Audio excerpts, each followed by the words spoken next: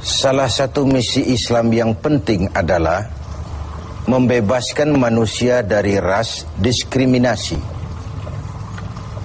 mengikat manusia dengan ikatan akidah bahwa dari manapun orang datang, apapun warna kulitnya, dan dari suku apapun ia dilahirkan, kalau akidahnya sama, itulah saudara kita.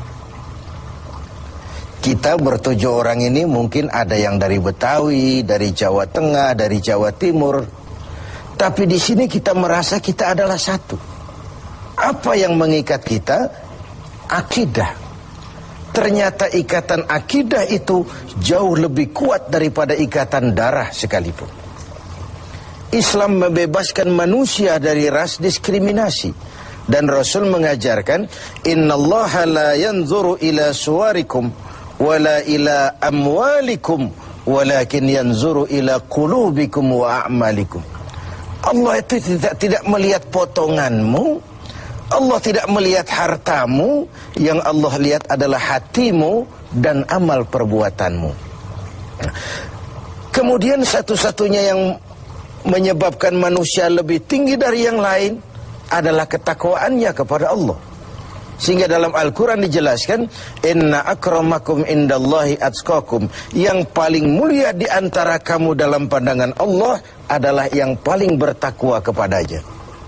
Nah, kita tahu binatang saja harganya nggak sama kan. Sapi itu yang paling mahal, yang badannya paling gemuk, karena harga sapi pada dagingnya. Tapi ada perkutut lebih mahal dari sapi, padahal perkutut dagingnya sedikit, benar. Kenapa bisa terjadi? Karena harga perkutut tidak pada dagingnya, tapi pada suaranya. Lalu di mana harga manusia? Yang paling gemuk boleh saingan sama sapi. Pada suaranya tentu tidak. Allah maha benar, inna akramakum indallah atqakum. Yang paling mulia di antara kamu dalam pandangan Allah adalah yang paling bertakwa kepadanya. Nah, tujuan disyariatkannya pelaksanaan ibadah puasa, tujuan kita semua diperintahkan melaksanakan ibadah puasa, pada penghujung ayat 183 Al-Baqarah jelas, la'allakum tattaqun. Agar dengan puasa yang kamu kerjakan itu, kamu menjadi orang yang bertakwa kepada Allah Subhanahu wa ta'ala.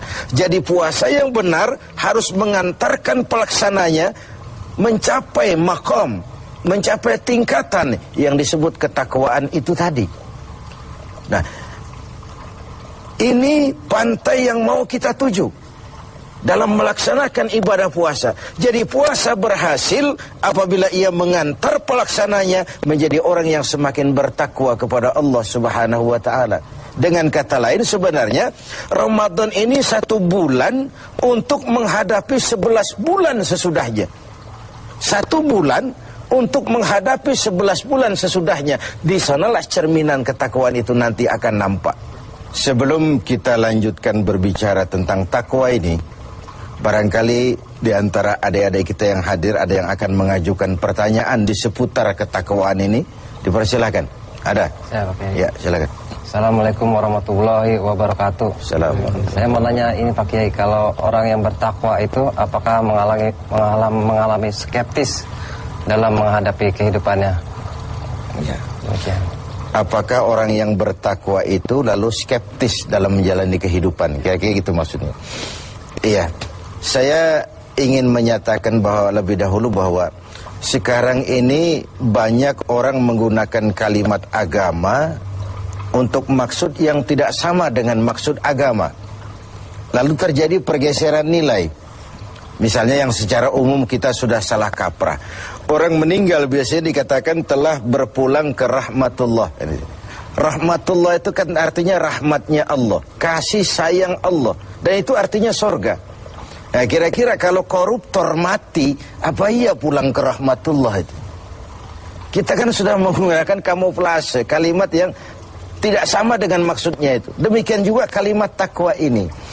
Kalau kita kembali kepada pengertian takwa yang didefinisikan para ulama, takwa itu adalah kemampuan, mengerahkan kemampuan maksimal untuk melaksanakan apa yang diperintah Allah dan menjauhi yang dilarangnya. Itulah takwa itu. Dengan demikian sekaligus jawaban bahwa orang yang takwa tidak skeptis. Tidak, kalau takwa itu ndelohom, nggak kerja, dagang berhenti, tidak cari nafkah, diam aja di rumah, nunggu keajaiban. Bukan itu takwa itu. Takwa juga tidak terkait dengan pakaian. Ini kan aksesoris pakaian ini.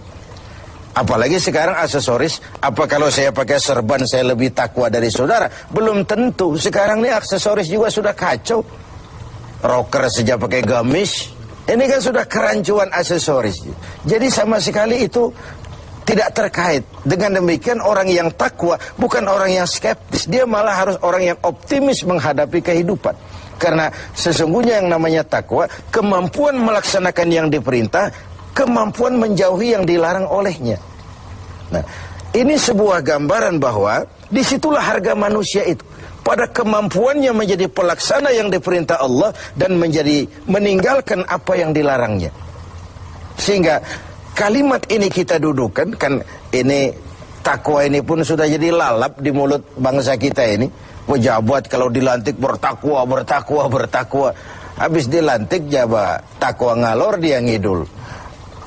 Nggak sinkron, nggak ketemu ujung-ujungnya itu.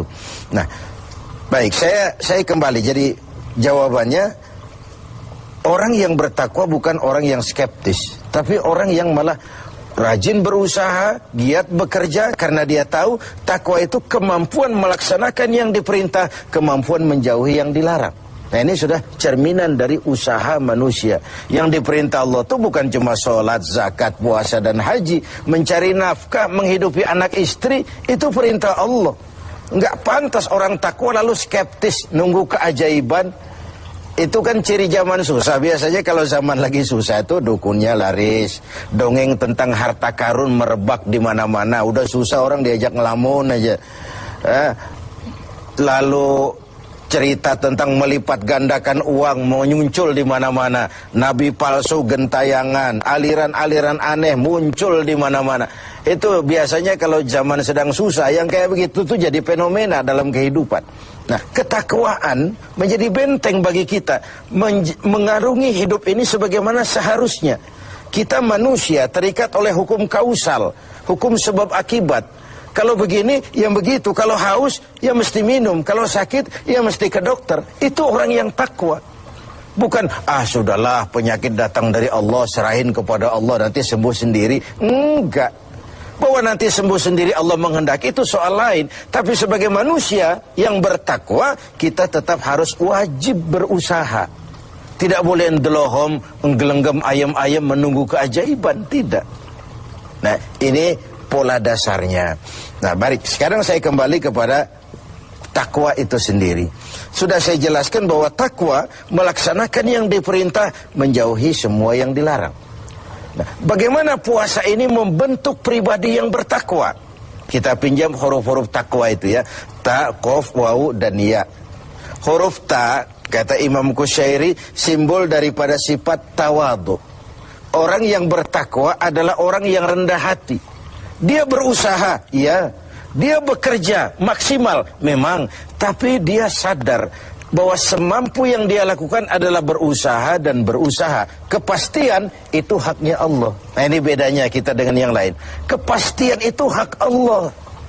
Yang kerja saja belum tentu dapat, apalagi yang nggak kerja. Kira-kira logikanya begitu. Sama dengan kalau orang bilang, lo sholat juga belum tentu masuk surga. Ada suka orang usil. Iya, yang sholat saja belum tentu masuk surga, apalagi yang nggak sholat. Kan begitu logikanya. Orang yang bertakwa itu dia terpacu. Nah, timbul sifat tawadu, rendah hati, dibentuk oleh pelaksanaan ibadah puasa ini. Kenapa? Puasa ini kan, ya Allah, baru sehari nggak terkena makan, nggak terkena minum, sudah begini lemah rasanya diri. Lalu apa yang mau disombongkan di hadapan Allah? Nah, timbul sikap rendah hati. Ini mentalitas takwa. Dia bekerja, dia berusaha, dia gunakan teknologi canggih, dia pakai manajemen yang paling modern, dia pakai tenaga yang profesional, tapi di balik itu dia sadar betul kepastian cuma hak Allah. Maka usahanya selalu diiringi dengan doa agar keberhasilan tidak membuat dia lupa diri, kegagalan tidak membuat dia putus asa. Inilah nikmatnya takwa itu. Keberhasilan tidak membuat lupa diri dan kegagalan tidak menjadikan dia putus asa. Selalu melihat hikmah di balik apapun yang dia hadapi itu. Rendah hati. Makanya di hadis qudsi dikatakan, aku cinta orang yang rendah hati, aku lebih cinta kepada orang kaya yang rendah hati. Aku benci orang miskin, tapi aku lebih benci orang miskin yang sombong. Aku benci orang sombong, aku lebih benci orang miskin yang sombong. Jadi kalau ada orang kaya rendah hati, wajar saja. Orang kaya nggak sombong kan pantas. Orang miskin nggak sombong, pantas saja. Emang nggak ada yang mau disombongin. Tapi kalau orang kaya segalanya punya, dia rendah hati, itu yang Allah lebih cinta. Nah, takwa menanamkan itu, sikap rendah hati. Lalu huruf yang kedua, huruf qaf, simbol dari sifat qanaah. Ini sifat orang takwa, merasa cukup dengan apa yang diberikan Allah. Tengoklah, puasa ini kan mendidik. Saat menjelang buka, kayaknya semua isi meja mau kita pindahin ke perut kita. Kalau boleh jangan orang lain, jangan kebagian. Padahal apa sih daya tampung perut kita itu? Seteguk air, sepiring nasi, sepotong kue, kenyang sudah. Ini menyelamatkan manusia dari sifat tamak, rakus, serakah. Kan ini yang menyebabkan terhalangnya pemerataan dalam upaya pembangunan di negara kita ini. Sehingga gunung ditimbun, sumur digali, yang kaya makin hebat, yang miskin makin terpuruk, akibat pola keserakahan itu tadi. Nah, dengan demikian, dua dari sifat takwa ini kita bicarakan, insya Allah yang sisanya kita lanjutkan pada kesempatan.